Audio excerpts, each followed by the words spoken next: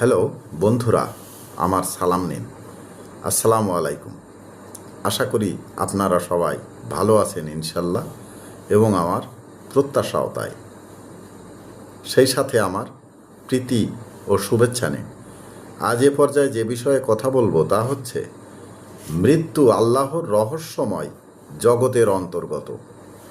মানুষ মৃত্যুর রহস্য উদ্ঘাটন করতে পারেনি, কিন্তু আল্লাহ পৃথিবীতে ঘুমকে মৃত্যুর নমুনা বানিয়েছেন।